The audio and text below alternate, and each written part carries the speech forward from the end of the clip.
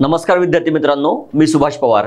आज आपण जो पॉलिटी म्हणतो किंवा राज्य व्यवस्था, मात्र संयुक्त पूर्व परीक्षेच्या सिलेबस कॉपीमध्ये एका शब्दामध्ये राज्यशास्त्र असं म्हटलेलं आहे।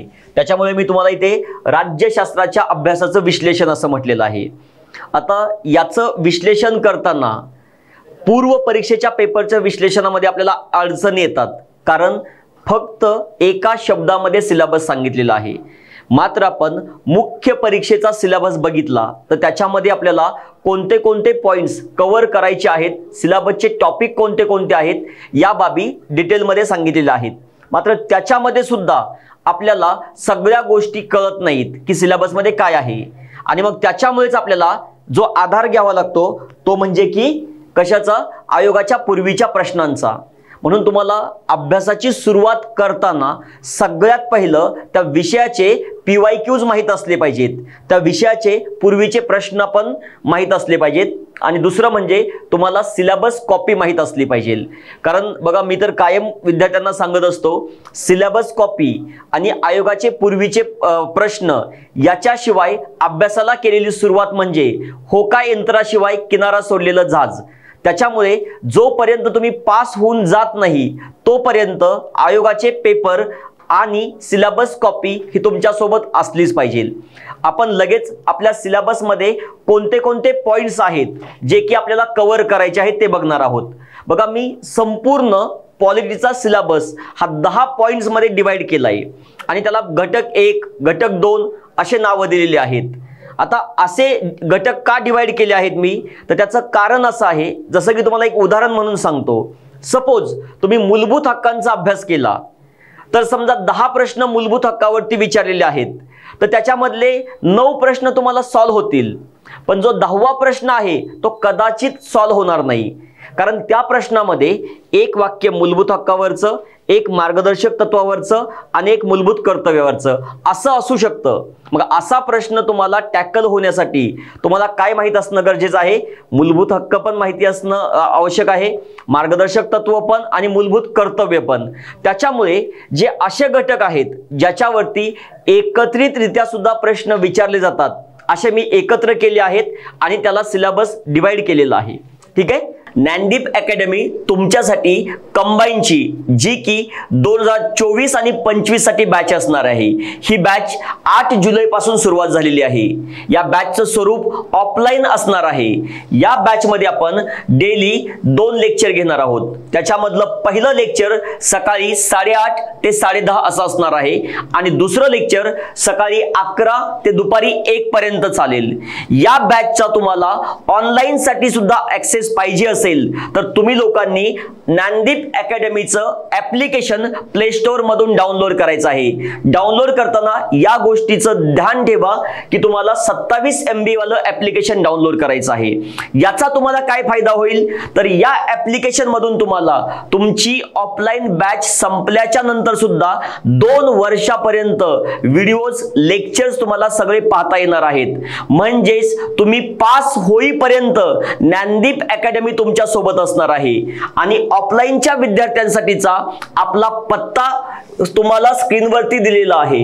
याच्यामधून तुम्ही कॉन्टॅक्ट नंबरवरती कॉन्टॅक्ट करू शकता, तुम्हाला त्याच्यावरती लोकेशन मिळून जाईल। शिवाय तुम्हाला हा कॉन्टॅक्ट जो आहे, पुण्यामध्ये अलका टॉकीज चौक मध्ये TCG नावाची बिल्डिंग आहे, त्याच्यामध्ये तुम्हाला ऑफलाईन क्लाससाठी यायचं आहे। आता सगळ्यात पहिलं पॉलिटीचं महत्त्व किती आहे तुमच्या कंबाईनच्या दृष्टीने। बघा, पूर्वी म्हणजे 2022 पर्यंत जी कंबाईनची पूर्व परीक्षा आहे त्याला पॉलिटीचे 10 प्रश्न असायचे। मात्र 2023 पासून एकूण पूर्व परीक्षेला 15 प्रश्न असतात, आणि जे की तुम्हाला 15 मार्क्स देतात।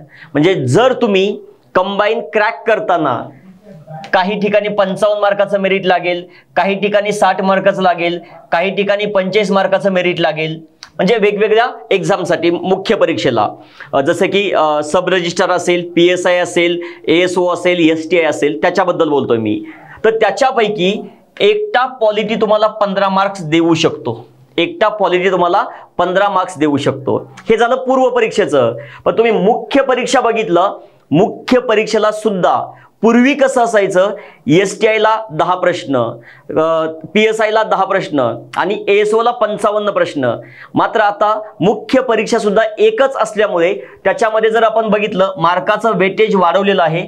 15 प्रश्न आहेत आणि त्याचे तुम्हाला 30 मार्क्स मिळतात. येतं लक्षात, 30 मार्क्स मिळतात. आणि खूप इम्पॉर्टंट आहे, तुम्ही या विषयामध्ये थोडी प्रॅक्टिस केली तर सहजासहजी मार्क मिळवू शकता. क्लिअर? म्हणजे आपल्याला एवढं वेटेज आहे ही बाब तुमच्या नेमकेपणाने लक्षात असणं आवश्यक आहे. हे तुम्हाला माहित पाहिजे. म्हणजे एखाद्या विषयाला आपण किती वेळ देतोय आणि तो आपल्याला किती मार्क्स देणार आहे हे गणित सुद्धा तुमच्या डोक्यामध्ये असलं पाहिजे, तरच तुमचे मार्क्स येणार आहेत. मी तर असं मुलांना सजेस्ट करत असतो की तुमच्याकडे एका कागदावरती लिहिलेलं असलं पाहिजे. मला 60 मार्क्स मिळवायचे आहेत तर मी पॉलिटीमधून एवढे मिळवणार आहे, जिओग्राफीमधून एवढे, हिस्ट्रीमधून एवढे, मॅथ्समधून एवढे, रिजनिंगमधून एवढे, सायन्समधून एवढे, हे तुमच्या कागदावरती असलं पाहिजे. क्लिअर? चला आता आपण बघूयात. मी जो सिलेबस डिवाइड केलेला आहे, ते घटक 1 असं मी त्याला नाव दिलंय. बघा घटक 1 मध्ये आपल्याला काय काय पूर्ण करायचं आहे. ठीक आहे, बघा एक मूलभूत संकल्पना. बघा एक लक्षात ठेवा, घटनेचं बेसिक स्ट्रक्चर ही संकल्पना वेगळी आहे.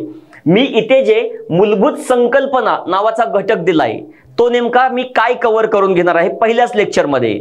याच्यामध्ये तुम्हाला लोकशाहीचे वेगवेगळे प्रकार असतील, न्यायिक पुनर्विलोकन म्हणजे काय, गणराज्य म्हणजे काय, संसदीय शासन पद्धती म्हणजे काय, एखादी बाब न्यायप्रविष्ट असणं म्हणजे काय, अशा सगळ्या गोष्टी तुमच्या याच्यामध्ये कव्हर होणार आहेत. म्हणजे इवन दो राज्यघटना म्हणजे काय, घटना दुरुस्ती म्हणजे काय, एखादं कलम मूळ घटनेतला आहे की नाही कसं ओळखायचं, हे सगळं तुमचं विषयाची सुरुवात करताना कव्हर करून घेणार आहे.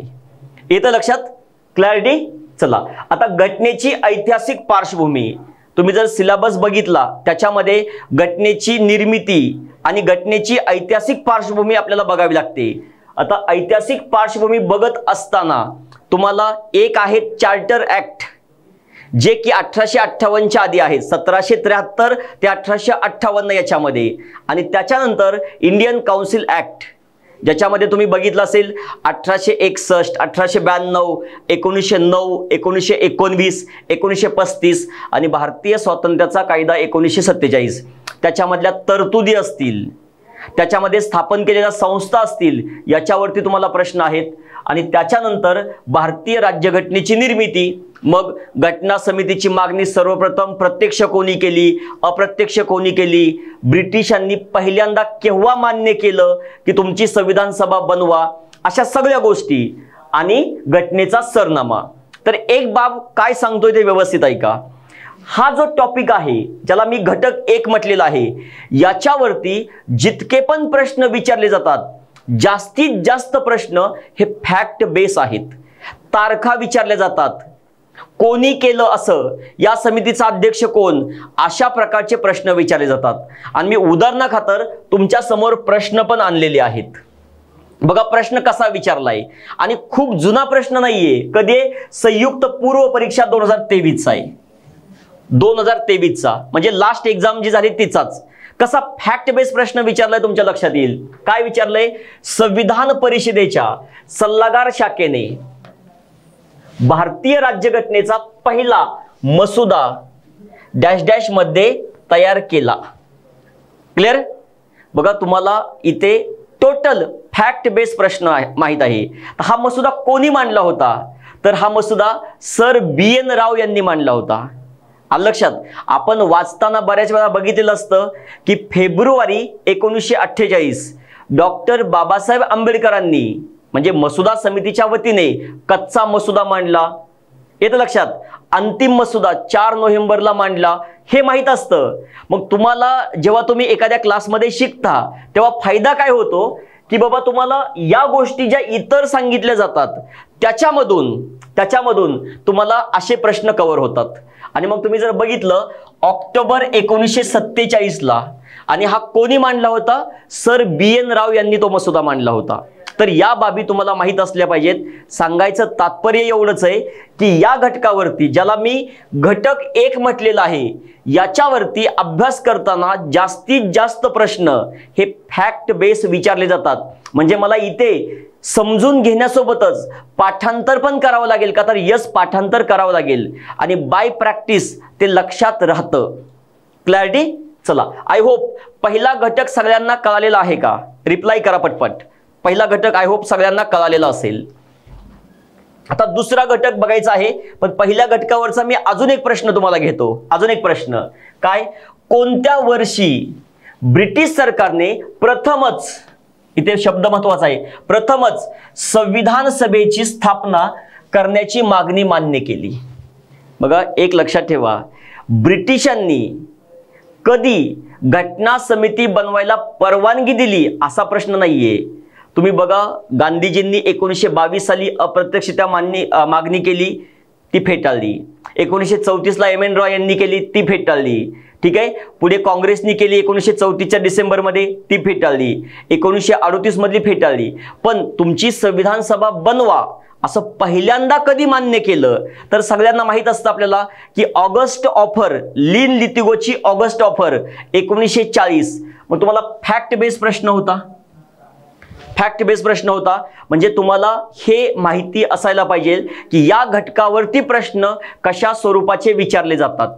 आणि बऱ्याच वेळा असं होतं की जुने विद्यार्थी नवीन विद्यार्थ्यांना सांगतात आता एक्झामचा पॅटर्न बदललाय वगैरे वगैरे. तर एक्झामचा पॅटर्न नाही, प्रश्न विचारण्याचा कल चेंज होऊ शकतो, येतं लक्षात. आणि उलट जर आपण बघितलं, सिंगल लाईन प्रश्न विचारलेले आहेत, फॅक्ट बेस प्रश्न विचारलेले आहेत. पण हे सुद्धा ऑब्झर्वेशन करणं गरजेचं आहे की कोणत्या घटकावरती फॅक्ट बेस विचारले जात आहेत, कोणत्या घटकावरती अनालिसिस वाले प्रश्न विचारले जातील, हे आपलं अनालिसिस असलं पाहिजे. क्लॅरिटी? चला, आता अजून एक बघा प्रश्न कसा टाकलाय, कधीचा आहे? गट ब मुख्य 2018चा. 15 ऑगस्ट 1943 पर्यंत सुधारित भारत सरकार कायदा 1935 अंतर्गत किती भाग होते, किती कलम होते, किती परिशिष्ट होते? म्हणजे मला 1935चा कायदा करताना हे सुद्धा बघायचंय की त्या कायद्यामध्ये एकूण कलम किती होते, एकूण किती भाग होते, किती परिशिष्ट होते. कारण 1935च्या कायद्याचं विस्तारित रूप म्हणजे आपली राज्यघटना अशी टीका केली जाते, आलं लक्षात. आणि म्हणून तिथे अशा स्वरूपाचा प्रश्न आहे. मग एकूण 14 भाग, ठीक आहे, 321 कलम आणि 10 परिशिष्ट असं त्याचं स्वरूप होतं, आलं लक्षात. इथे तुम्हाला उत्तर येतंय की नाही येत डझंट मॅटर. तुम्हाला प्रश्न कळला का, या घटकावरती प्रश्न कसा विचारला जाऊ शकतो, या घटकावरती प्रश्न कसा विचारला जाऊ शकतो हे तुम्हाला कळालं पाहिजे. क्लॅरिटी? म्हणजे आपला हेतू तो आहे, प्रश्नाचं उत्तर येतंय की नाही हा हेतू नाही आज. क्लिअर? चला, आता ज्याला मी घटक 2 नंबरचा असा बनवलेला आहे, त्याच्यामध्ये काय टाकलंय बघा. आता तुम्ही घटक 1 पर्यंत बघा, इथे कुठेतरी कलमांचा उल्लेख येणार आहे का? कुठेही कलमांचा उल्लेख येणार नाही, येतं लक्षात, म्हणजे घटनेतल्या कलमांचा. पण ज्या वेळेस मी दुसरा घटक चालू करतो त्यावेळेस सगळ्यात पहिलं मी काय सांगणार आहे तुम्हाला की आपल्या राज्यघटनेमध्ये एकूण सर्व भाग कोणते कोणते आहेत, कोणता भाग कोणत्या कलमापाशी सुरू होतो. बघा, मी उत्तम उदाहरण सांगत असतो पोरांना.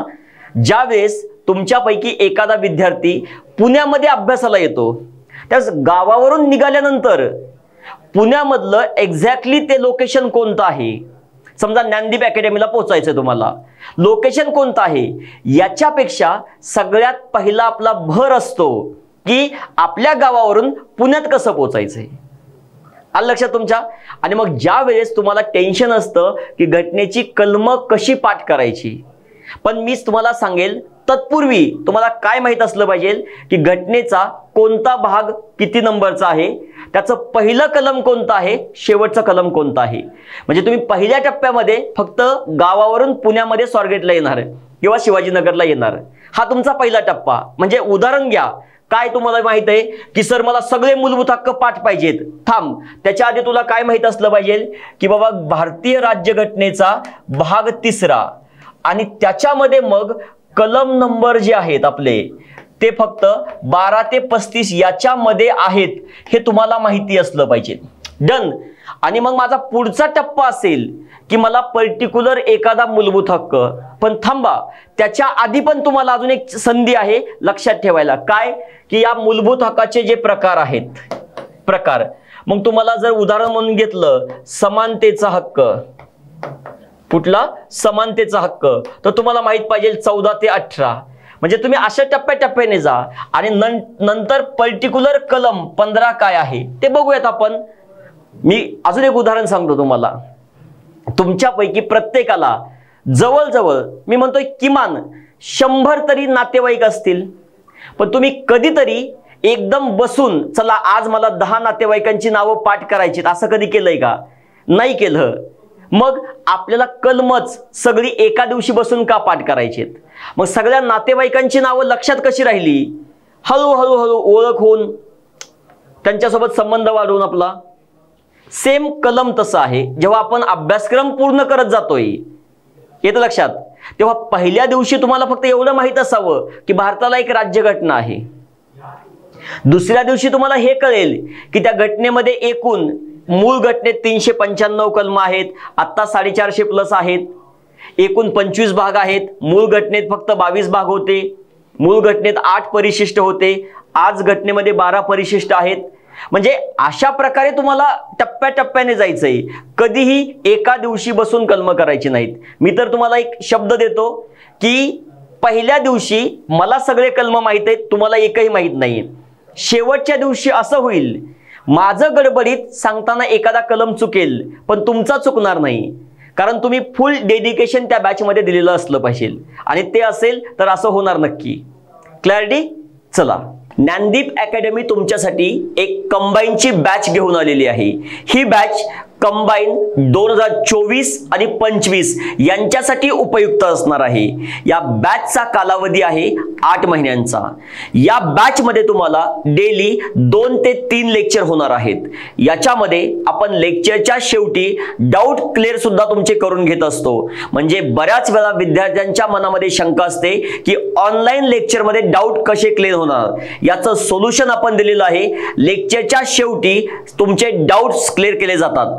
आणि या बॅच मध्ये तुम्हाला जे काही ऍप्लिकेशन डाउनलोड करायचं आहे ते तुम्हाला गुगल प्ले स्टोर ला जाऊन ज्ञानदीप अकॅडमीचं 29 MB ऍप्लिकेशन डाउनलोड करायचं आहे.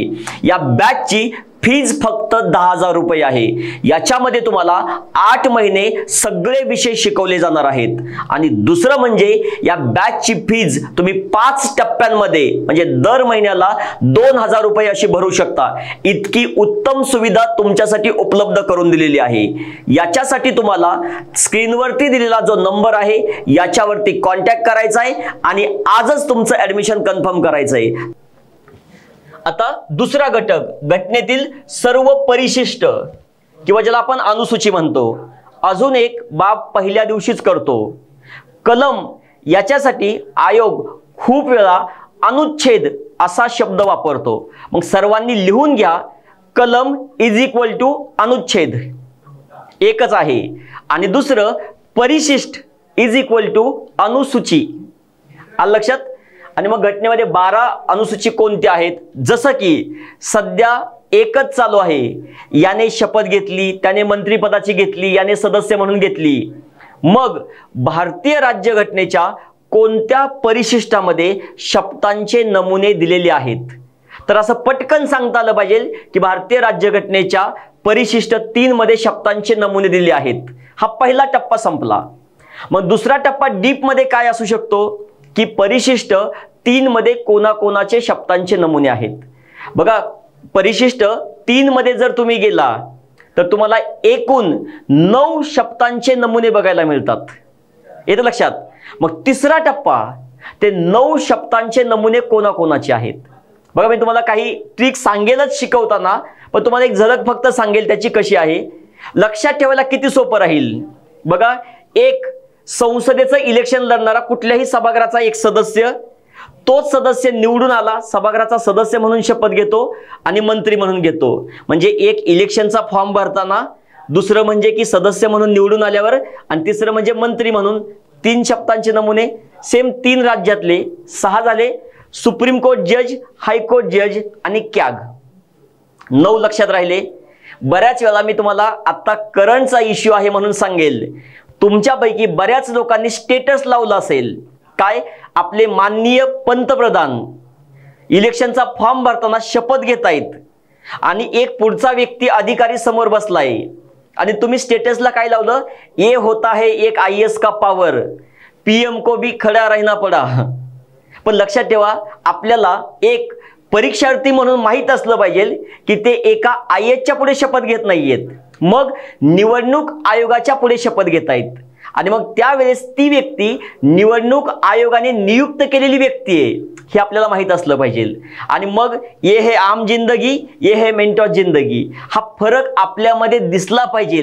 काहीतरी नॉलेजची गोष्ट बोलतोय, येतं लक्षात, म्हणजे तुम्ही बोलताय हे पुढच्याच्या लक्षात आलं पाहिजे. ठीक आहे, क्लॅरिटी सगळ्यांना इथपर्यंत डन. त्याच्यानंतर संघ राज्य व त्याचं राज्यक्षेत्र. बघा, मी जरी पॉइंट इथे फक्त जो घटनेचा भाग पहिला आहे कलम 1 ते 4 असं नाव दिलेलं असेल तरी सुद्धा मग आपल्याला याच्यामध्ये हिडन काय बघायला मिळतं, राज्यांच्या निर्मितीचा क्रम, त्याच्यानंतर 7वी घटनावस्ती 1956, राज्य पुनर्रचना कायदा 1956.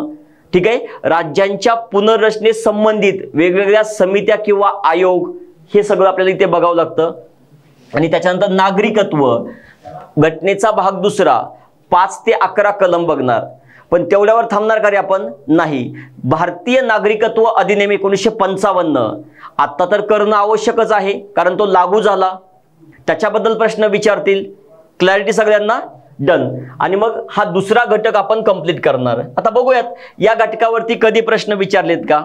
बघा, कित्येक वेळा पोरं टेन्शन घेतात, सर परिशिष्ट 3 मध्ये काय कसं लक्षात ठेवायचं. ठीक आहे, त्यातल्या सगळ्या शब्दांचे नमुने कसे लक्षात राहतील. पण आयोग किती वरवर सुद्धा प्रश्न विचारतो, म्हणून बेसिक पासून माहित असणं खूप गरजेचं आहे. क्लॅरिटी. चला, कधीचा प्रश्न आहे, ASO मुख्य परीक्षा आत्ताची लेटेस्ट झालेली 2022 ची. ठीक आहे, 2023च्या एंडिंग मध्ये ऑक्टोबरच्या आसपास परीक्षा झालेली ही. बघा, राज्यघटनेच्या,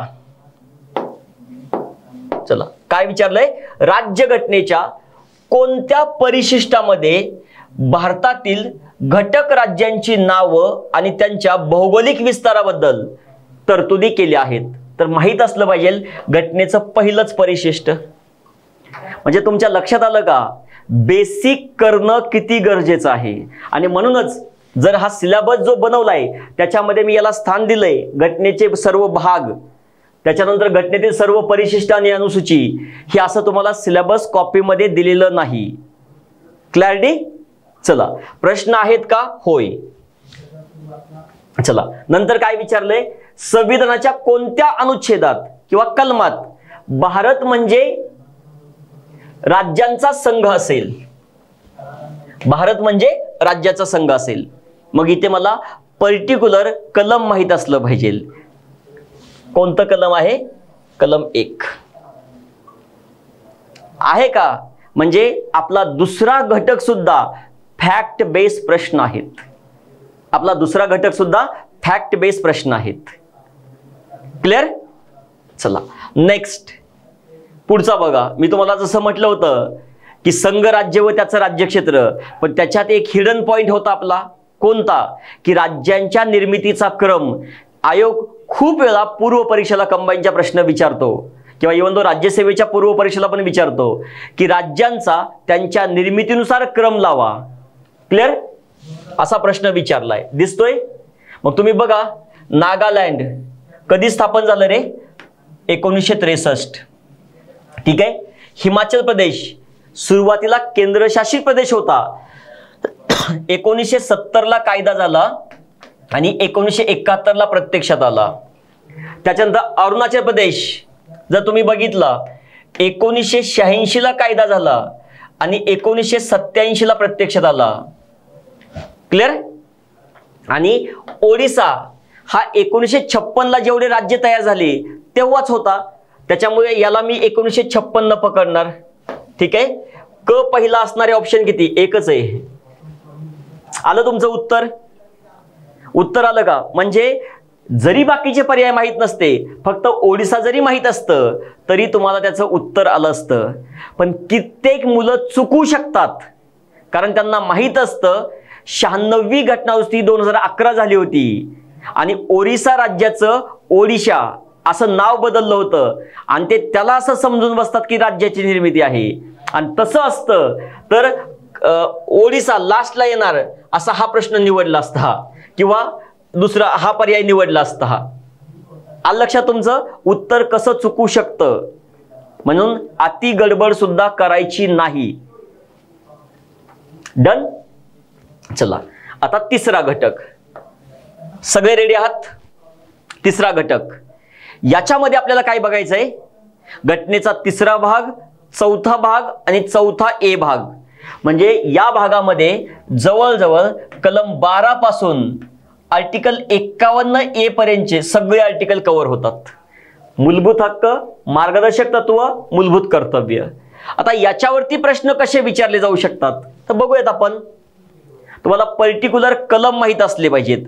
सगळ्यात पहिलं मूलभूत हक्काचे प्रकार माहित असले पाहिजेत.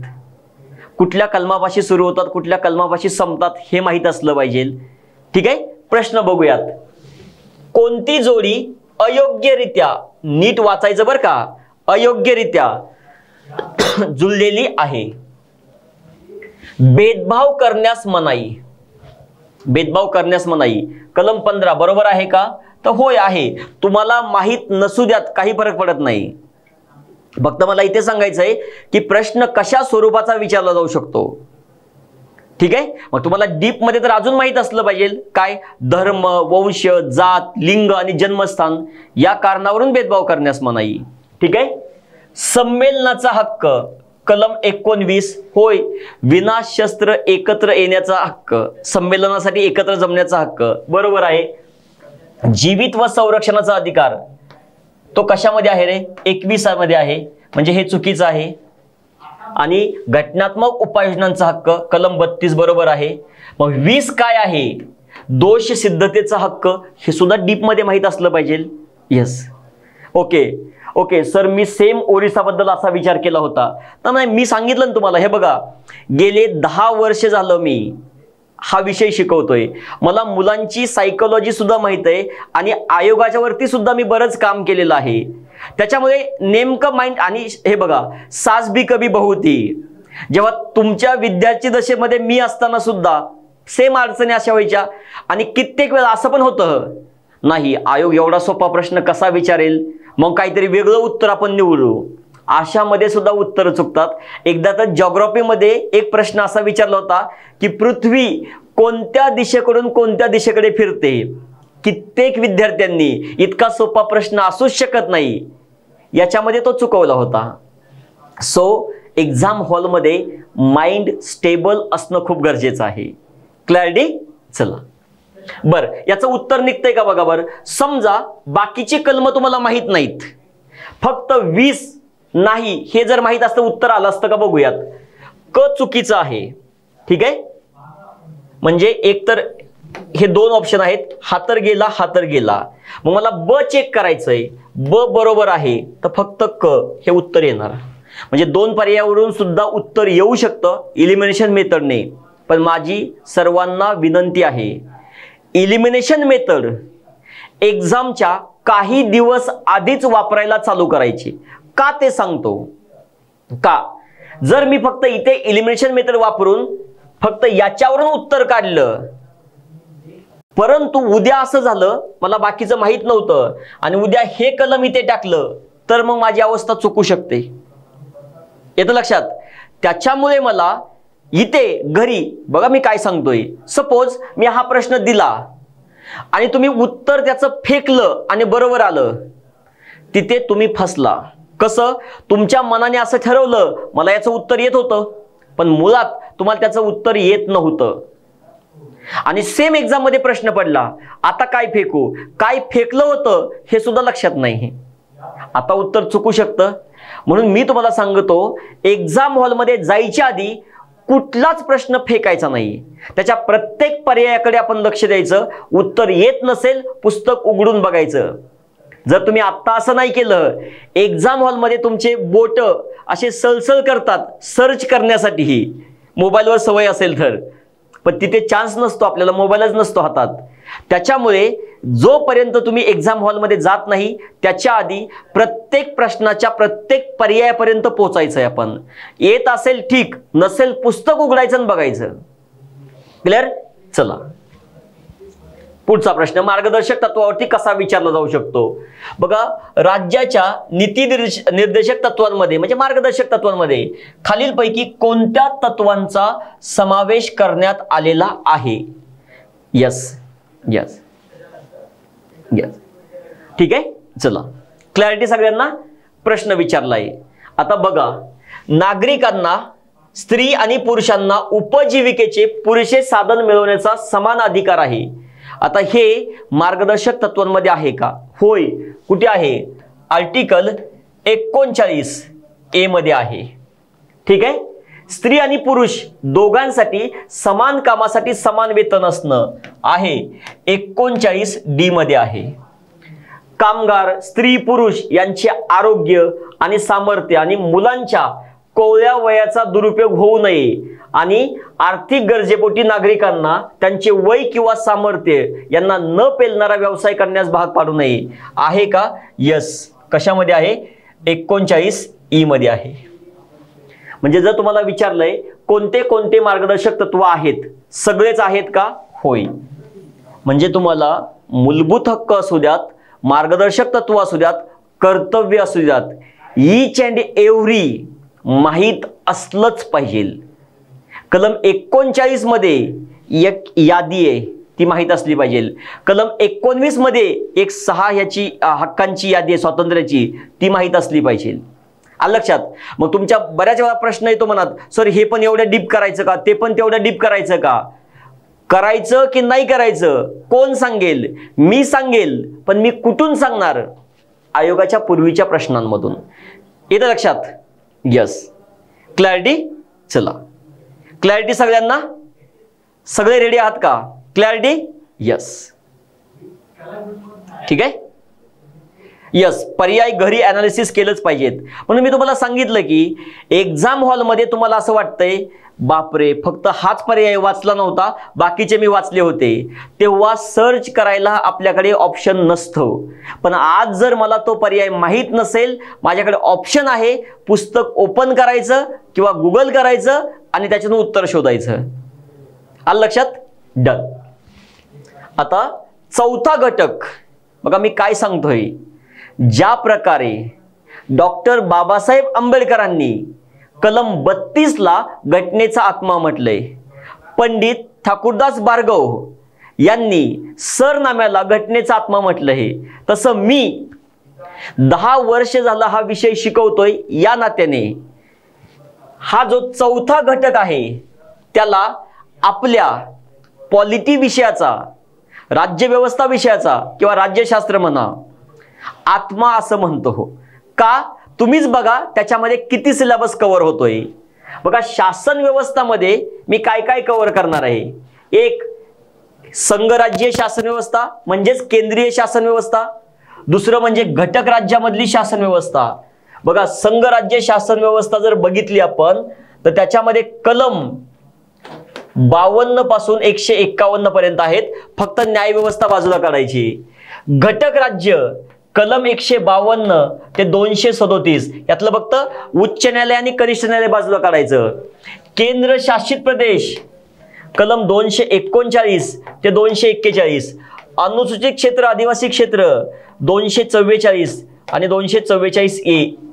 लक्षात येतंय का तुमच्या? येतंय का लक्षात? यस. क्लॅरिटी? म्हणजे इतका सिलेबस कव्हर होणार आहे. मग मी तुम्हाला हा सिलेबस अजून डिकोड केलाय. कसा? संघराज्य शासन व्यवस्था. त्याच्यात मी काय काय शिकवणार. एक, संघराज्य संकल्पना. बघा तुम्ही ऑब्झर्वेशन करा, कायम प्रश्न असतो भारतीय संघराज्य बाबतीत कोणी काय म्हटलं, हा प्रश्न कायम असतो. त्याच्यानंतर भारतीय संघराज्याची पुढीलपैकी कोणती वैशिष्ट्य संघराज्य वैशिष्ट्याचं उल्लंघन करतात, कोणती तत्व एकात्मतेची आहे, असा प्रश्न असतो. ते इथेच कव्हर होणार. ठीक आहे. नंतर केंद्राचं कार्यकारी मंडळ राष्ट्रपती, उपराष्ट्रपती, पंतप्रधान, मंत्रिमंडळ, महान्यायवादी इथे कव्हर होणार. इथे संसद, याच्यामध्ये काय काय कव्हर होणार आहे? लोकसभेची रचना, संसदेची रचना, राज्यसभेची रचना, पीठासीन अधिकारी, ठीक आहे.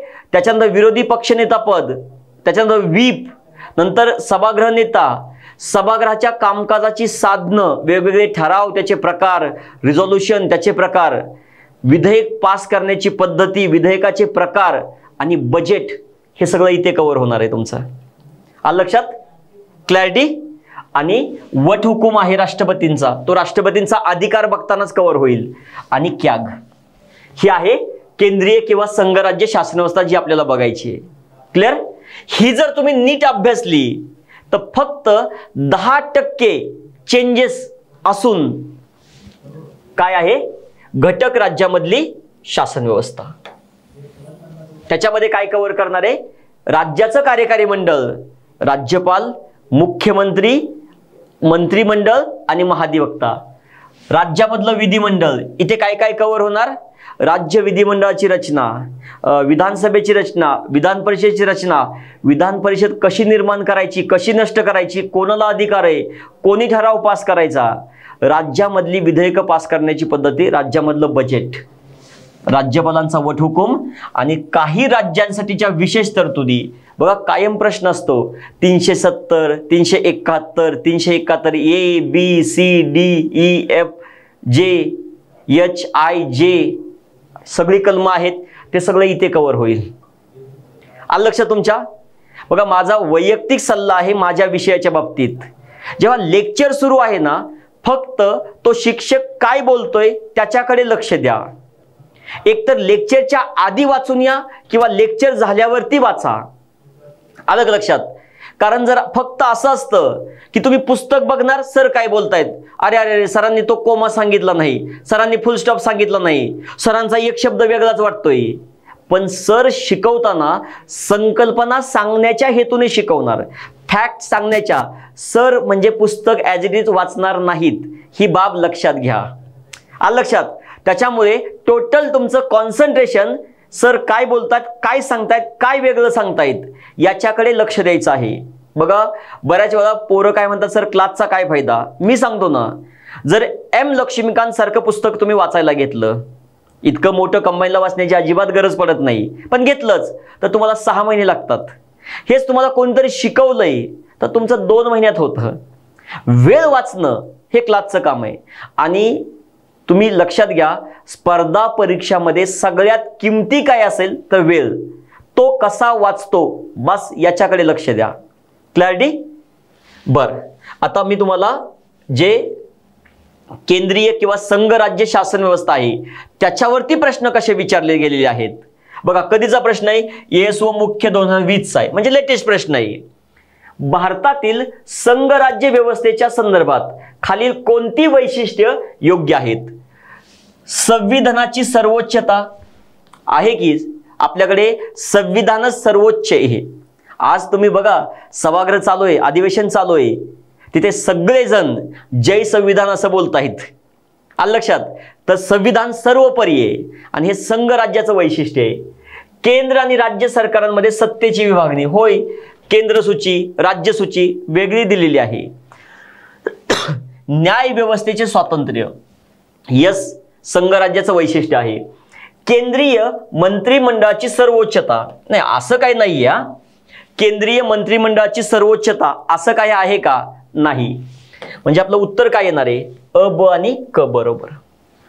म्हणजे बाय लॉजिक, पण हे लॉजिक डेव्हलप व्हायला सुद्धा तुम्हाला अभ्यास करावा लागतो. आलं लक्षात? म्हणजे तुम्ही समजा एका नवीन शहरामध्ये भटकलाय आणि तुम्ही कोणत्या दिशेकडे चालला आहात? पूर्वेकडे चाललाय का पश्चिमेकडे? मग तुम्ही एक अंदाज कसा बांधू शकता की बाबा सूर्य मावळायला लागलाय तर नक्कीच माझ्या समोर दिसतोय, याचा अर्थ मी पश्चिमेकडे चाललोय. आणि सूर्य मावळायला लागलाय माझ्या पाठीमागे, येतं लक्षात तुमच्या? म्हणजे तुम्हाला त्याच्यावरून दिशा कळू शकते, पण त्याच्या आधी तुम्हाला काय माहित पाहिजे रे? सूर्य कोणत्या दिशेला मावळतोय, कोणत्या दिशेला उगवतोय. सेम विषया बाबतीत अरे हां हे तर असूच शकत नाही, त्याच्या आधी तुम्हाला संघराज्य म्हणजे काय, संघराज्याची कोणती कोणती वैशिष्ट्ये आहेत या संकल्पना स्पष्ट पाहिजेत. क्लॅरिटी? चला डन. हे सगळं करून घेणार आहे मी तुमच्याकडून, हे सगळं तुमच्याकडून करून घेणार आहे. बघा डॅश डॅश मिळून बनलेल्या निर्वाचक मंडळाकडून भारताचा राष्ट्रपती निवडला जातो. मी काय सांगतो ते नीट ऐका. हा प्रश्न कधीचा आहे? येसो मुख्य 2022 पण तुम्हाला माहिती आहे का राज्यसेवा मुख्य परीक्षा 2023 जी सगळ्यात लेटेस्ट झालेली एक्झाम आहे, तिला प्रश्न काय विचारला माहिती आहे का? डॅश डॅश मिळून बनलेल्या मंडळाकडून भारताचा उपराष्ट्रपती निवडला जातो. येतं लक्षात तुमच्या? आणि ज्या वेळेस मी तुम्हाला शिकवणार आहे ना त्यावेळेस कंबाईनचे तर सगळे प्रश्न तुमचे शिकवता शिकवता मध्ये सांगणारच आहे मी. त्याचसोबत इतर राज्यसेवा पूर्व असेल मुख्य असेल या सेम घटकावरती अजून कसे प्रश्न फिरवून विचारू शकतात. कारण लक्षात ठेवा राज्यसेवा घेणारा आयोग आणि कंबाईन घेणारा आयोग एकच आहे आणि प्रश्नांचा दर्जा सेमच आहे. जर राष्ट्रपती टॉपिक राज्यसेवेला असेल कंबाईनला असेल तर सेम प्रश्नाचा फॉर्मॅट आहे, वेगळा काही नाही. क्लिअर? बघा बरं, संसद व राज्य विधिमंडळाचे सर्व सदस्य कॅन्सल, सर्व नाही फक्त निर्वाचित. अ तर गेला, ठीक आहे, अ गेला.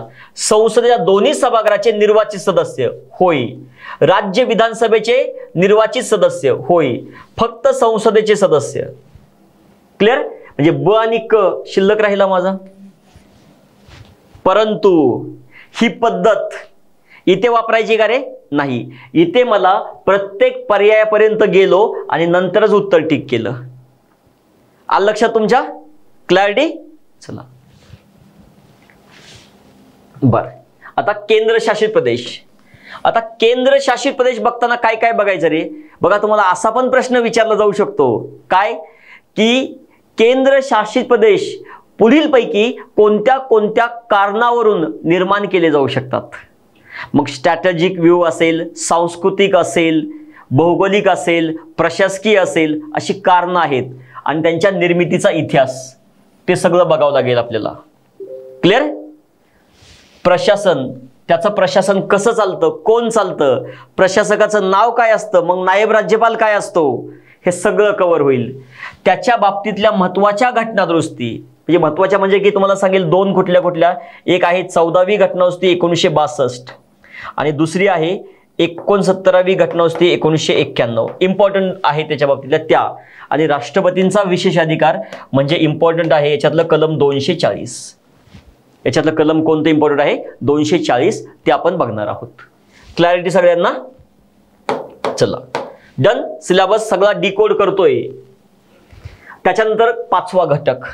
तुमच्या लक्षात आलं का रे? 4था घटक इतका इम्पॉर्टंट का होता?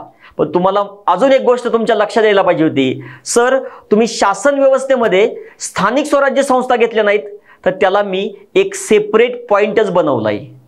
कारण त्याच्या स्वतःमध्ये खूप बरंच काय आहे म्हणून त्या शासन संस्थेला मी सेपरेट ठेवलंय. मग मी कोणत्या कोणत्या घेतल्या? केंद्र शासन, राज्य शासन, केंद्रशासित प्रदेश. आलं लक्षात? आणि त्याच्यानंतरचा जो घटक येणार येतं लक्षात? तुम्हाला आठवत असेल किंवा कधी वाचलं असेल चुकून की भारतीय संघराज्याला सहकारी संघराज्य कोऑपरेटिव्ह फेडरलिझम असं कोणी म्हटलंय? ग्रॅनविल ऑस्टिन यांनी. येतं लक्षात? मग त्याच्यासाठी काय बघणं महत्वाचं आहे तर घटक 5 नंबरचा कोणता? केंद्र राज्य संबंध. मग त्याच्यामध्ये कार्यकारी संबंध, कायदेविषयक संबंध, प्रशासकीय संबंध तेवढ्यावरतीच थांबणार नाही.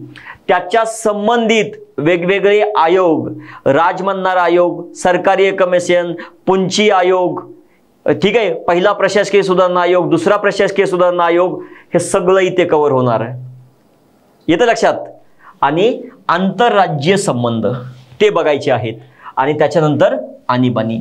हा 5 नंबरचा घटक आपल्याला तिथे कंप्लीट करायचा आहे. बघा माझ्या लेक्चरला ज्या दिवशी पहिलं लेक्चर आपलं सुरू होतंय त्या दिवशी प्रत्येकाने असं समजायचं की मला पॉलिटीचा पी सुद्धा माहिती नाही. येतंय का लक्षात तुमच्या? आणि जर कुणाला माहित आहे की भारताला राज्यघटना आहे तर तो तुमचा प्लस पॉइंट. तुम्ही इतरांपेक्षा एक पाऊल पुढे आहे. परंतु ज्या दिवशी आपलं शेवटचं लेक्चर होईल त्या दिवशी तुम्ही सगळे एका लेवलला असाल, तोच तुमच्या पुढे असेल जो स्वतः मी तुम्हाला घरी सांगितलेला होमवर्क सुद्धा कंप्लीट कराल, कारण मी तुम्हाला होमवर्क सुद्धा देत असतो आणि तो कंप्लीट केलेलाच असला पाहिजे। आलं लक्षात? सगळ्यांना मी ट्रॅडिशनली शिकवलंय, सगळ्यांना सारखंच। तुम्हाला 15 पैकी 13 प्रश्न बरोबर येणार आणि ज्या विद्यार्थ्यांनी मी दिलेला होमवर्क केलाय त्याचे 15 पैकी 15 प्रश्न बरोबर येऊ शकतात। असं का बोलतोय सर? 100% कुठे असतं काय? माझ्याकडे असे मेसेजेस आहेत मुलांचे की सर आउट ऑफ मार्क्स मिळाले आहेत, आणि जर या विषयाने आउट ऑफ मार्क दिले, एखादी मुलगी जर असेल आणि तिचं PSIचं मेरिट 45 मार्क लागत असेल तर त्यातले 15 मार्क पॉलिटीचे आहेत, 1/3 मार्क। आणि काही विषय असे आहेत की जे तुम्हाला फिक्स मार्क देऊ शकत नाहीत, पण पॉलिटी हा विषय असा आहे की तुम्हाला फिक्स मार्क देऊ शकतो। यस यस यस बिलकुल। बघा जसं की उत्कर्ष आहे, मोहिनी आहेत, असं म्हणतायत की बाबा सर आम्ही नवीन आहे, हेच तुम्ही मला लेक्चर चालू झाल्यानंतर 10व्या दिवशी बोलून दाखवा। तुम्हाला सर काही नाही, आता आम्हाला तर जमायला लागले, काहीच अडचण नाही। आणि अजून एक गमतीशीर मुद्दा सांगतो, गमतीशीर काय, बऱ्याच वेळा ताजमहाल बघायचा, यस ताजमहाल बघायचाच आहे, माझं स्वप्न आहे ताजमहाल बघायचं आहे, तिथे जाऊन येता, अरे बघितला काहीच नाही एवढं विशेष, हा हे तर किती इझी आहे। पण लक्षात ठेवा तिथे गेल्यावर असं वाटलं, याचा अर्थ काय? तुम्ही ताजमहाल बघून झालाय। आलं लक्षात? ज्या दिवशी पॉलिटीची आपली सगळी बॅच संपेल, सगळे लेक्चर संपेल, त्या दिवशी जर तुम्हाला असं वाटलं का नाही अरे मला तर जमलं असतं, हे काही गरज नाही, त्या दिवशी क्लासचा तुम्हाला 100% फायदा झालाय। का? जी गोष्ट अवघड वाटायची ती बॅच संपल्यावरती असं वाटतंय अरे उगाच बॅच केली, मला जमलं असतं। म्हणजे विचार करा तुम्ही किती पुढे जाऊन पोहोचलाय। लक्षात येतंय का तुमच्या? म्हणजे ती गोष्ट हा मला जमायला लागली, अरे पूर्वी तर मला जिम मध्ये ट्रेनर होता, काही ट्रेनरची गरज नाही, मला जमतं। याचा अर्थ काय? त्या ट्रेनरने तुम्हाला असं बनवलंय की तुम्हाला असं वाटायला लागलंय ट्रेनरची गरज नाही मला। पण एक लक्षात ठेवा, लक्षात ठेवा, आपला टॉपचा प्लेयर जगातला विराट कोहली, त्याला सुद्धा कोच आहे हे विसरू नका। बाकी कुणीही तुम्हाला सांगू द्या कोचची गरज नसते, तुम्ही स्वतः सांगा विराट कोहलीला कोच आहे की नाही, अख्ख्या भारताच्या टीमला कोच आहे की नाही? मग आपणच इतके महान काय आहे की आपल्याला कुठल्या कोचची गरज नाही, असं होईल का रे? गरज असते राजांनो, कारण एक दिशा दाखवणारा कोणीतरी असला पाहिजे, कारण आपल्याला पण माहित आहे आपण किती वेळा मध्ये भटकतो। येतंय का लक्षात? क्लॅरिटी? यस। अरे सगळं लक्षात राहणार। मी तुम्हाला काय सांगितलं, आपण टप्प्याटप्प्याने जाणार, आणि मग तुम्हाला डायलॉग माहित आहे महाराष्ट्रातला फेमस, टप्प्याटप्प्यात आणून कार्यक्रम करायचा, एकदम धमकी द्यायची नाही विषयाला। आपल्या विषयाला एकदम धमकी द्यायची का नाही, विषयाला आपल्या काय सांगायचंय, टप्प्याटप्प्यामध्ये जाऊन तुमचा कार्यक्रम करणार आणि आउट ऑफ मार्क घेऊनच कार्यक्रम करणार आपण। आलं लक्षात? चला यस यस ठीक आहे। क्लॅरिटी? राजांनो असं म्हणू नका की काय कंबाईनच्या अभ्यासक्रमामध्ये 64 टॉपिक नाही, असं म्हणू नका। तो टॉपिक आपल्याला करायचाच आहे, येतं लक्षात? तो टॉपिक करायचाच आहे, येतं लक्षात? तो टॉपिक करायचा आहे। चला आता 6वा घटक कुठला आहे? न्याय व्यवस्था। पर न्याय व्यवस्थेमध्ये सर्वोच्च न्यायालय, उच्च न्यायालय, कनिष्ठ न्यायालय हे तर बघणारच, पण आपण काय बघणार आहोत माहिती आहे तुम्हाला? सुप्रीम कोर्टाचा इतिहास, उच्च न्यायालयाचा इतिहास, भारतातलं पहिलं उच्च न्यायालय कोणतं, दुसरं कोणतं, तिसरं कोणतं, बॉम्बे हायकोर्ट कितवं, असे प्रश्न विचारलेले आहेत। ठीक आहे, ते पण सगळं कव्हर करून घेणार। पण एवढ्यावरच थांबणार नाही आपण। न्यायालयीन संकल्पना, कोणत्या संकल्पना? बघा कलरेबल लेजिस्लेशन काय असतंय, पिथ अँड सबस्टन्स काय आहे, डॉक्ट्रिन ऑफ इक्लिप्स काय आहे, रेस ज्युडिकाटा काय आहे, न्यायिक पुनर्विलोकन काय आहे, ज्युडिशियल ऍक्टिव्हिझम काय आहे, ज्युडिशियल ओव्हररीच काय आहे, ह्या सगळ्या बाबी आपण इथे बघणार आहोत। यस, आलं लक्षात? चला, आणि न्यायाधिकरण, न्यायालयासारखीच काय आहे, एक संकल्पना आहे, जे न्यायदानाचं काम फास्ट करतं. मग याच्यामध्ये आपण काय बघणार आहोत बघा, न्यायाधिकरणामध्ये काय केंद्रीय प्रशासकीय लवाद, राज्य प्रशासकीय लवाद, त्याच्यानंतर इतर लवाद जे आहेत जसं की ग्रीन ट्रिब्युनल असेल, टॅक्स ट्रिब्युनल असेल, हे सगळं तुमचं इथे कव्हर होणार आहे. यस, येतं लक्षात? यस. चला, क्लिअर? आता 7वा घटक जो आहे, इतर महत्वाचे आयोग. आपले महत्वाचे आयोग, एक म्हणजे घटनात्मक आयोग आणि बिगर घटनात्मक आयोग. बघा, तुम्हाला इथून पुढे चुकणार नाही तुम्ही ओळखायला. मग तुम्हाला मी सांगतो, ज्या प्रकारे आयुष्यामध्ये बऱ्याच वेळा असं म्हणतो, अरे तुला ओळखायला चुकलो हो, तसं आयोगाला जर ओळखायला चुकला तर आपण परीक्षा ओळखायला चुकलो हो. मग तुम्ही एखादा आयोग घटनात्मक आहे, वैधानिक आहे का तो बिगर घटनात्मक किंवा त्याला एक्स्ट्रा कॉन्स्टिट्युशनल असं म्हणतो आपण, कोणता आहे? तुम्हाला त्याचं सगळ्यात उत्तम उदाहरण देतो. बघा, घटनेचं कलम 315, त्याच्यामधला 1 नंबरचा पॉइंट काय म्हटलंय माहिती आहे का? यस, त्याच्यामध्ये काय म्हटलंय? भारतीय संघराज्यासाठी एक युनियन पब्लिक सर्व्हिस कमिशन असेल. काय म्हटलंय? असेल. डायरेक्ट सांगितलंय असेल. UPSC असेल म्हणजे झाला घटनात्मक. येते का लक्षात? घटनात्मक. 315(2) प्रत्येक राज्यासाठी राज्य लोकसेवा आयोग असेल, स्टेट पब्लिक सर्व्हिस कमिशन असेल म्हणजे झाला घटनात्मक. पण त्याच कलमामध्ये एक गडबड आहे. काय? त्यातला 3रा मुद्दा, संसद कायदा करून, काय म्हटलंय? संसद कायदा करून जॉईंट पब्लिक सर्व्हिस कमिशन निर्माण करू शकते. आता बघा गडबड, जॉईंट पब्लिक सर्व्हिस कमिशन बद्दल तरतूद 315 मध्ये आहे का? होय, 315 मध्ये तरतूद आहे, पण अधिकार संसदेच्या हातात दिलाय. आणि मग जॉईंट पब्लिक सर्व्हिस कमिशन घटनात्मक झाला का? संसदेच्या हातात दिलाय, म्हणजे जर उद्या तो निर्माण झाला तर तो वैधानिक असणार, कायदेशीर असणार, स्टॅच्युटरी बॉडी. क्लॅरिटी? मग प्रश्न चुकतो काय? जॉईंट पब्लिक सर्व्हिस कमिशन घटनात्मक आहे, पहिलं वाक्य. दुसरं, घटनेच्या कलम 315 मध्ये त्याच्याबद्दल तरतूद आहे. पहिला दोन्ही वाक्य बरोबर आहेत, पण 315 मध्ये त्याच्याबद्दल तरतूद आहे हे वाक्य बरोबर आहे. काय तरतूद आहे? संसदेच्या हातात अधिकार असेल. पहिलं वाक्य चुकीचं आहे. पण नवीन पोरगा काय म्हणणार? यस, खालच्याच वाक्यात दिलंय ते घटनेत तरतूद आहे ते बरोबर आहे, मला माहित आहे. पण प्रश्न कसा चुकू शकतो किती बारकाव्याने समजून घेतलं पाहिजे. आलं लक्षात? मग मी आता घटनात्मक आयोगाची व्याख्या करतो, वैधानिक आयोगाची व्याख्या करतो आणि एक्स्ट्रा कॉन्स्टिट्युशनल आयोगाची व्याख्या करतो. ठीक आहे? घटनात्मक आयोग कधी म्हणायचं? एखाद्या आयोगामध्ये बद्दल घटनेत सरळ सरळ तरतूद दिली आहे की हा आयोग असेल घटनात्मक. क्लॅरिटी? एखादा आयोग निर्माण करणं संसदेच्या किंवा राज्य विधिमंडळाच्या हातात असेल तर म्हणायचं आहे वैधानिक. आणि एखाद्या आयोगाबद्दल घटनेत पण तरतूद नाही, कायदा करून पण केली नाही, फक्त कॅबिनेटच्या ठरावाद्वारे निर्माण केलेला आहे, उदाहरणार्थ नीती आयोग, तर त्याला एक्स्ट्रा कॉन्स्टिट्युशनल असं म्हणायचं आहे. डन? यस. घटनात्मक म्हणजे घटनेत दिलेला आयोग आणि वैधानिक म्हणजे कायदा करून केलेला आयोग. क्लॅरिटी? मग सेम तुमचा घटनात्मक हक्क सांगा म्हणजे काय? घटनेत दिलेला हक्क. कलम 326 मतदानाचा अधिकार हा घटनात्मक हक्क आहे. पण माहितीचा अधिकार वैधानिक हक्क आहे.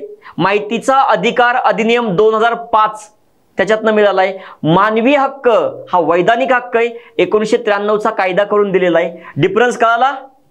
यस. आणि मग घटनात्मक संस्था कोणत्या कोणत्या संस्था अभ्यासायच्या आहेत?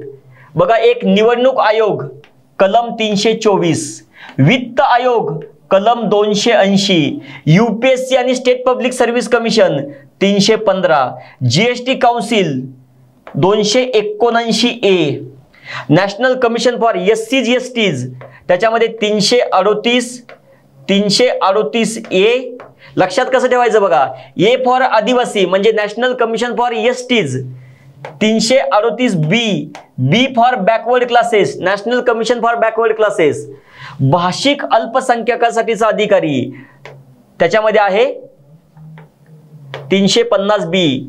क्याग आहे 148, महान्यायवादी आहे 76, राज्याचा महाधिवक्ता आहे 165. हे सगळे घटनात्मक आयोग आहेत महत्वाचे. दिसलं का, प्रत्येकाला कलम दिलंय हे. क्लिअर.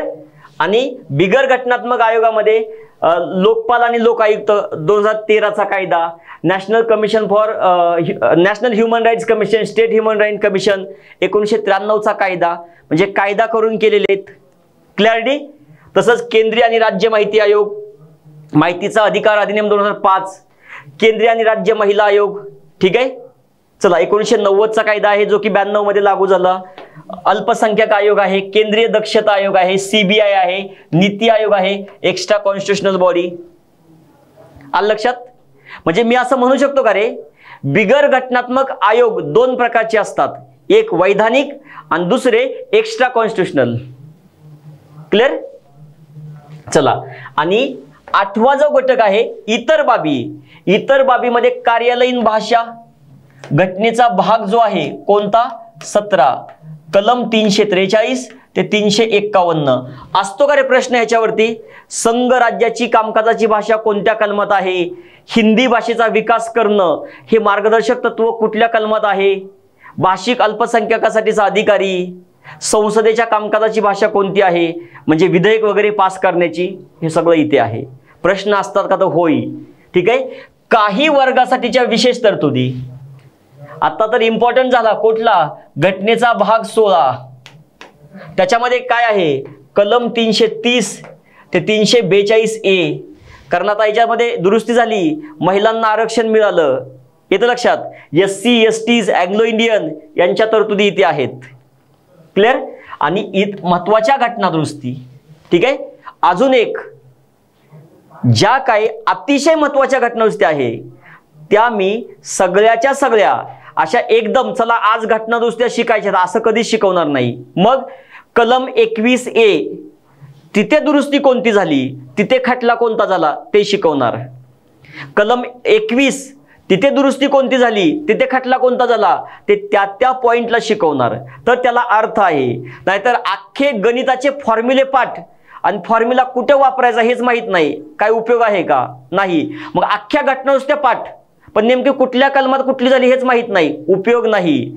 कोणता खटला कोणत्या बाबीशी संबंधित आहे ते तिथे माहित असलं पाहिजे. नाही की आम्हाला अख्खे खटले माहित आहेत पण हेच माहित नाही कुठल्या कलमाशी संबंधित आहे, त्याचा काय उपयोग आहे. म्हणून त्या गोष्टी मी तिथे शिकवणार आहे आणि तशाच करणं इफेक्टिव्ह आहे. क्लॅरिटी. चला, आणि मग येतो आपला 9वा घटक, स्थानिक स्वराज्य संस्था. त्याच्यामध्ये स्थानिक स्वराज्य संस्थांचा इतिहास, म्हणजे इतिहास म्हणजे कुठपासून घेणार आहे, स्वातंत्र्यापूर्वीपासून. ठीक आहे. म्हणजे सिंधू संस्कृतीपासूनचा घेणार आहे इतिहास. ठीक आहे. त्याच्यानंतर केंद्र आणि राज्याच्या वेगवेगळ्या समित्या, बलवंतराय मेहता असेल केंद्राची, राज्याची वसंतराव नाईक असेल, अशा सगळ्या समित्या. त्याच्यानंतर 73 आणि 74वी घटना दुरुस्ती. नंतर महाराष्ट्रामधलं पंचायत राज आणि कटक मंडळ असा सिलेबस डिकोड केलाय. बट एवढ्यावर न थांबता स्थानिक स्वराज्य संस्थेला अजून डिकोड केलंय. कसं, ग्रामीणमध्ये ग्रामपंचायत, पंचायत समिती, जिल्हा परिषद, शहरीमध्ये नगरपंचायत, नगर परिषद, महानगरपालिका आणि कटक मंडळ. काही राहतच नाही तुमचं, काहीच राहत नाही. ठीक आहे. क्लिअर. आणि 10वा जो शेवटचा आपला टॉपिक आहे तो म्हणजे की निवडणुका. आता तुमच्यापैकी काही लोक असे असतील बघा की सर कंबाईनला निवडणुका टॉपिकच नाही. पण मी तुम्हाला काय सांगतोय ते व्यवस्थित ऐका. हा टॉपिक कायम करंटमध्ये असतो. कुठल्या ना कुठल्या राज्यामधल्या निवडणुका चालू असतात. मग दर 5 वर्षांनी आपल्या लोकसभेच्या निवडणुका होत असतात, विधानसभेच्या निवडणुका होत असतात, राज्यसभेच्या दर 2 वर्षांनी चालू असतात, विधान परिषदेच्या दर 2 वर्षांनी चालू असतात. त्याच्यामुळे करंटला धरून कुठला तरी पक्ष पळून जातो, कोणीतरी कोणात मर्ज होतोय, कोणी बंड करतंय, हे टॉपिक कायम चर्चेमध्ये असतात आपल्या विषयामधले, हे टॉपिक कायम चर्चेमध्ये असतात. आणि म्हणून करंट पण माझं यातनं कव्हर झालं पाहिजे. ठीक आहे. आणि तुमच्यापैकी एका तर पोरगा असा असतो की सर मी राज्यसेवा पण देणार आहे, तिथे पण तुम्हाला याचा फायदा होतो. आणि मग हा टॉपिक बघत असताना राजकीय पक्ष बघणार, मग तुम्हाला माहीत असलं पाहिजे सध्या किती राष्ट्रीय पक्ष आहेत, किती प्रादेशिक पक्ष आहेत, किती रजिस्टर्ड पार्ट्या आहेत, हे माहीत असलं पाहिजे. ठीक आहे. निवडणूक संबंधितले वेगवेगळे कायदे, जसं की पक्षांतर बंदी कायदा, नंतर रिप्रेझेंटेशन ऑफ पीपल्स ऍक्ट 1950, 1951 दोन्ही माहीत असले पाहिजेत. निवडणूक सुधारणाबद्दल समित्या तरी वरचा प्रश्न विचारू शकतात, आणि निवडणूक प्रक्रिया विचारू शकतात प्रश्न. रिटर्निंग ऑफिसर काय असतो, नोंदणी अधिकारी काय असतो, अशा स्वरूपाचे तुम्हाला प्रश्न विचारले जाऊ शकतात. क्लॅरिटी. चला, अख्ख्या 10 टॉपिकमध्ये आपण पॉलिटीचा संपूर्ण सिलेबस डिकोड केलेला आहे. माझी सर्वांना रिक्वेस्ट आहे, कोणीही असं म्हणू नका काय की कंबाईनला 64 टॉपिक नाही, असं नाही, हा टॉपिक नाही, तसा नाही. बघा मी काय सांगतोय ते व्यवस्थित ऐका. 15 प्रश्न आहेत, 15 प्रश्न. ठीक आहे. मला मान्य आहे काय त्यातले 12 प्रश्न असे असतात की समजा 10 टॉपिक आहे त्याच्यावर येतात, येते का लक्षात. पण 3 प्रश्न असे असतात की जे आपण म्हणत असतो याच्यावर प्रश्न येत नाही आणि त्याच घटकावर येतात. नाही, मागच्या 5 वर्षात त्या घटकावर प्रश्न विचारलेला नाही. अरे पण आमचं नशीब एवढं खराब आहे, उंटावर बसल्यावर पण कुत्रं चावतंय आम्हाला. येतंय का लक्षात. आणि नेमकं मी त्या वर्षी टॉपिक केला नाही आणि त्या 3 टॉपिक वरती प्रश्न विचारला. हा येतंय का लक्षात तुमच्या. हा आलं लक्षात. आणि मग मी ते 3 टॉपिक केले नव्हते आणि नेमके माझे ते 3 प्रश्न गेले. तुमच्या लक्षात आलं का. जर मला इतरांपेक्षा प्लस मध्ये राहायचंय तर मला एवढा सिलेबस करावाच लागेल. आलं लक्षात. एवढा सिलेबस करावाच लागेल. हा जो मी सिलेबस दिलेला आहे तो पूर्णपणे सिलेबसचं ॲनालिसिस करून तुम्हाला दिलेला आहे. बऱ्याच वेळा असं होतं तुम्ही यूट्यूबवरती वगैरे ऐकता, पण मला सांगा एवढं सटीक कोणीच नसतं. काय या टॉपिकवर 10 वर्ष झालं प्रश्न विचारला नाही. मी तुम्हाला सांगितलं 11व्या वर्षी विचारतात आणि नेमकं 11 वर्ष आपलं असतं. आलं लक्षात तुमच्या. त्याच्यामुळे हा सिलेबस स्किप करू नका, स्किप करू नका. यातला प्रत्येक पॉइंट करा. आणि जर तुम्हाला प्रश्न याच्या बाहेर म्हणजे तुम्ही म्हणाल की सर हा टॉपिक केल्याने उपयोग नाही झाला, मी तुम्हाला उत्तरदायी आहे. असा पण आपला पॉलिटी सब्जेक्ट आहे, उत्तरदायित्व खूप गरजेचं आहे. ठीक आहे. आणि जर म्हणजे की तुम्हाला प्रश्न नाही सुटले, टॉपिक नाही सुटलं, मी तुमची जबाबदारी घेतो. ठीक आहे. Yes yes yes. ही ऍप्लिकेशन मध्ये तुम्हाला PDF मिळून जाईल. यस आलं लक्षात तुम्हाला. ऍप्लिकेशन मध्ये तुम्हाला ही PDF मिळून जाईल. बर, तुमच्या काही शंका असतील तर विचारा. पूर्णपणे आपण सिलेबस आणि एवढं नक्की आहे पॉलिटी हा विषय मी तुम्हाला नोट्समध्ये, नोट्स तर तुम्हाला मिळणारच आहेत, पण नोट्सपेक्षा तुम्ही डोक्यात घेऊन जाईल. येते का लक्षात. तुम्हाला पॉलिटीच्या नोट्स कशा काढायच्या हे सुद्धा मी वेळोवेळी सांगणार आहे. बघा म्हणजे मुलींचं कौतुकच करेल मी काय की मुलींमध्ये क्रिएटिव्हिटी जास्त असते. लाल पेन, हिरवा पेन, निळा पेन. भारताला एक संसद आहे, चौकोन मारलाय, गोल केलाय त्याला. पण मला सांगा ज्या दिवशी पॉलिटिक्सचा अभ्यास करून 6 महिने झालेत, काही गरज आहे का रे भारताला एक संसद आहे, भारताला एक पंतप्रधान आहे, हे नोट्स मध्ये असायची. नोट्स मध्ये काय असलं पाहिजे. लोकसभेच्या विसर्जनानंतर कोणती विधेयक लॅप्स होतात, व्यापगत होतात, 10 वेळा वाचून पण कन्फ्यूज होतोय, ते माझ्या नोट्स मध्ये असलं पाहिजे. येते का लक्षात. माझ्या नोट्स म्हणजे हातानं लिहिलेली पुस्तकं नसावीत. माझ्या नोट्स म्हणजे ज्या गोष्टी वारंवार वाचून सुद्धा विसरतात, वारंवार वाचून सुद्धा कन्फ्यूज करतात, त्या गोष्टी माझ्या नोट्स मध्ये असाव्यात. हे सर्वांनी लक्षात ठेवा. Yes yes yes. Sir panchayat raj पॉलिटीला मर्ज केलं, अरे तो अख्खा एक घटक आहे, आलं लक्षात तुमच्या? क्लिअर? बघा एक घटक मी तुम्हाला म्हणून सेपरेट, बघा मी हे घटक असे काढलेत ना, कोणताही घटक सुरुवातीला करा, कोणताही शेवटी करा, फरक पडत नाही. यस, ठीक आहे. Yes, clear? चला, तुमच्या कोणत्याही शंका नसतील तर आज आपण इथे थांबूयात. चला, थँक्यू.